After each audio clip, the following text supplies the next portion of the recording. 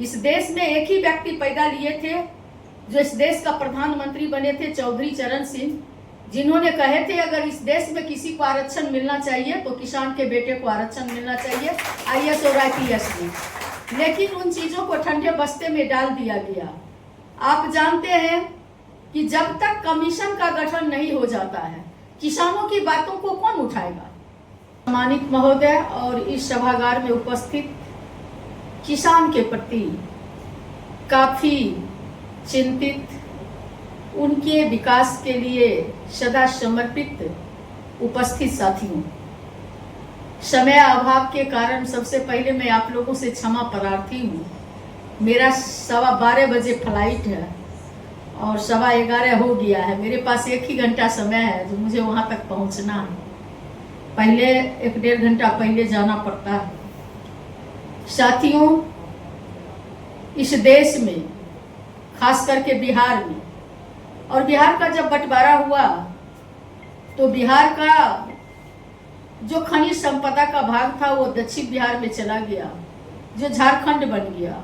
और हम लोगों को बिहार वासियों को कोसी का पानी और गंगा का बालू मिला। किसान जो बीच का भाग, जो मैदानी भाग है, वहां पर किसान खेत से, मिट्टी से, बाढ़ से, सुखाड़ से,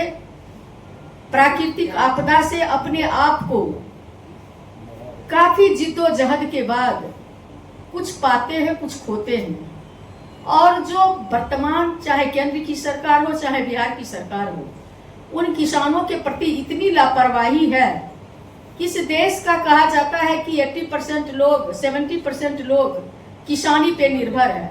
लेकिन उन किसानों के लिए चाहे एमएसपी का सवाल हो, चाहे अनाज के भंडारण का सवाल हो, चाहे खेतों का इंश्योरेंस का सवाल हो, चाहे खेत में बीज प्रबंधन का सवाल हो, खाद प्रबंधन का सवाल हो, पानी का सवाल हो, चाहे बिजली प्रबंधन का सवाल हो, चाहे किसान को ऋण देने का सवाल हो, चाहे किसानों को मशीनरी खेती के लिए उपलब्ध कराने का सवाल हो, सब्सिडी का सवाल हो, चाहे किसानों के लिए जो उसको सुविधा मिलनी चाहिए,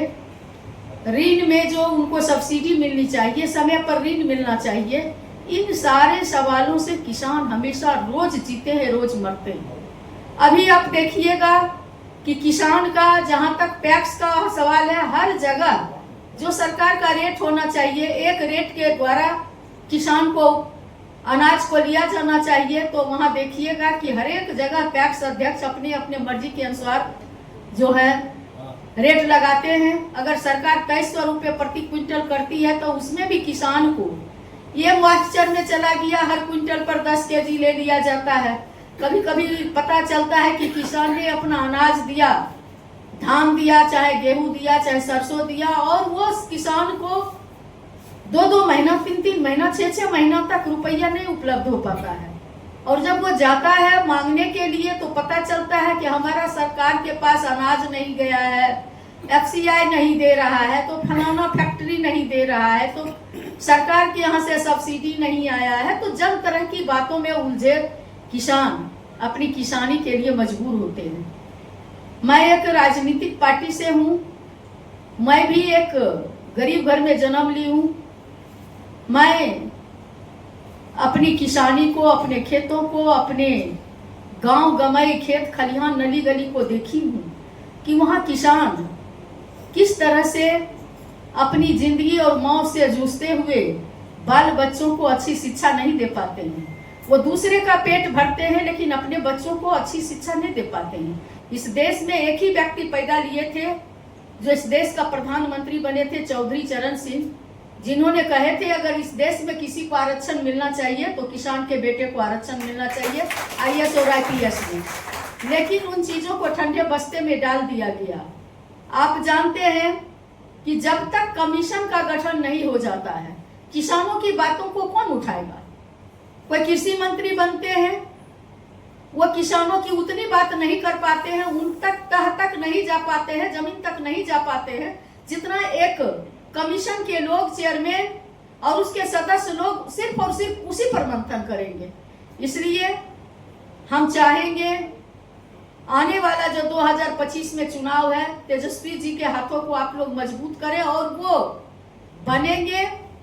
इस राज्य के मुख्यमंत्री, तो निश्चित रूप से किसानों के किसानी के लिए, उनके हर सुख सुविधा के लिए, उनके ऊपर जो ऋण का हथौड़ा लगते रहता है, किसान के घर जाकर के जो वहां का थाना और पुलिस के माध्यम से बैंक जो टॉर्चर करने का काम करते हैं, हमारी कोशिश रहेगी कि किसानों की ऋण माफी नहीं हो, बल्कि किसानों को वो सारी सुविधा से लैस किया जाए, जैविक खेती से लेकर के सारे चीजों से उसको लैस किया जाए, ताकि किसान का बाल बच्चा भी सर उठा के जिए और अच्छे अच्छे बड़े बड़े यूनिवर्सिटी में उसके लिए भी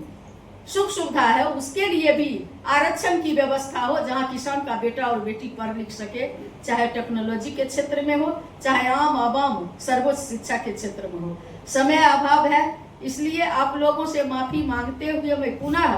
किसानों की चतुर्दिक विकास के लिए जो हमारे जयलाल सिंह जी कुशवाहा ने जो इस कार्य को किए, मैं आपको बहुत बहुत बधाई देती हूँ और आपके प्रति मैं आभार व्यक्त करती हूँ कि आपने हमें यहाँ बुलाने का काम किए। मैं किसानों के प्रति मेरी पूरी समर्पण है। मैं जयलाल जी को वचन देती हूँ कि आप जहाँ भी लगे, उर्मिला ठाकुर को जरूरत है, मैं तन मन धन से मैं आपके साथ रहूंगी और आपके हर कदम पर, आपके हर संघर्ष के साथ चलने का प्रयास करूंगी। इसी के साथ जय हिंद, जय भारत, जय जवान, जय किसान।